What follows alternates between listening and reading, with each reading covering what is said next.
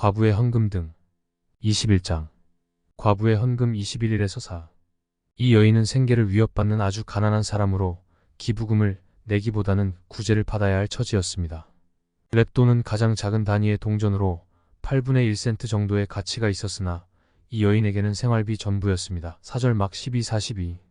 이 과부는 너무 가난해서 사람들의 눈에는 아무런 가치도 없는 사람이지만 그녀 안에 하나님에 대한 사랑이 생동하고 있습니다. 막 12-29, 30.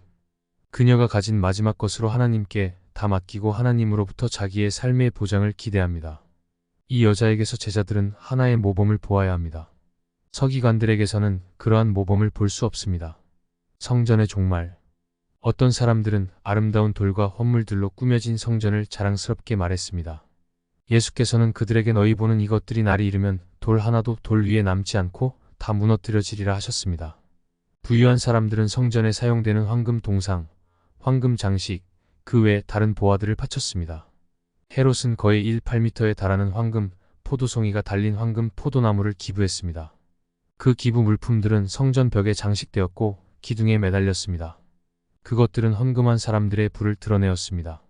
그러나 성전을 파괴한 로마 군인들은 그것들을 전부 가져갔습니다. 6에서 17절 마 24-2에서 10막 13-2에서 11. 박해.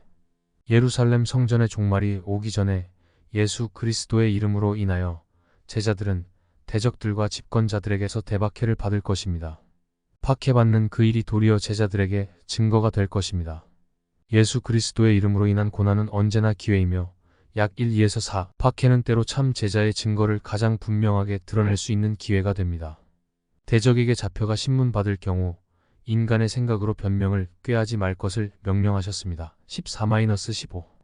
성령을 주실 것입니다. 15절 행 2일에서 4-4, 18에서 25, 17에서 42 등. 18절에 너희 머리털 하나도 상하지 아니하리라 는 말씀은 육체적 생명이 보존되리라는 약속이 아니라 제자들의 영원한 생명을 잃지 않을 것이라는 보장입니다.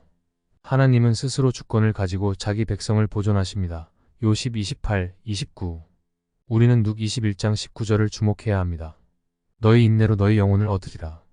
이 19절의 참된 의미는 글자 그대로 박해자들의 박해로부터 신앙을 지키는 인내를 통해 구원을 얻을 것이라는 구원의 마지막 측면, 곧 영화에 도달하는 것을 가리킵니다. 마 24-13.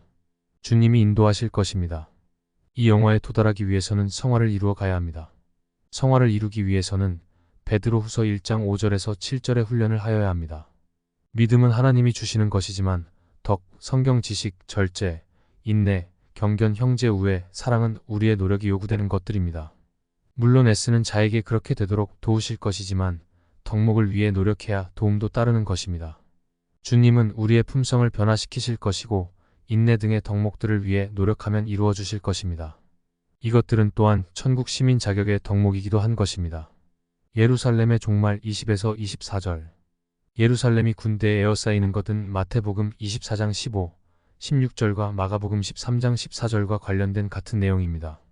예루살렘이 함락되고 성전이 파괴된 이 징조는 주후 70년에 나타났지만 진정한 최후의 성취는 미래의 일로 남아 있습니다. 24절의 이방인의 때 라는 표현은 누가복음에만 나옵니다. 주전 586년 이스라엘이 바벨론으로 잡혀가던 때부터 천년 왕국으로 회복되는 때까지를 가리킵니다. 개 21에서 6. 그 기간은 하나님의 뜻에 따라 이방인들이 예루살렘을 지배하거나 위협해온 시기입니다.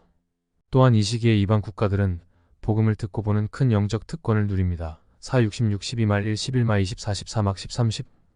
그리스도의 재림 25에서 28절. 25절의 하늘의 징조와 이적은 그리스도의 재림 직전에 일어날 것입니다. 25, 26마 24, 29. 그리고 그리스도께서 재림하실 것입니다.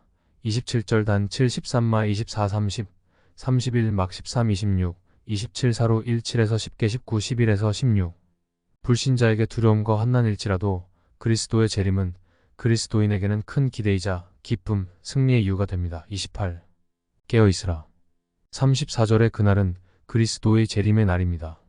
그러므로 방탕함과 세상 염려의 덫에 걸리지 않도록 항상 기도하며 깨어있어야 합니다. 성전에서 모든 백성 앞에서 가르치심은 예수님의 공적 활동의 마지막 절정과 결말을 이룹니다. 37, 38.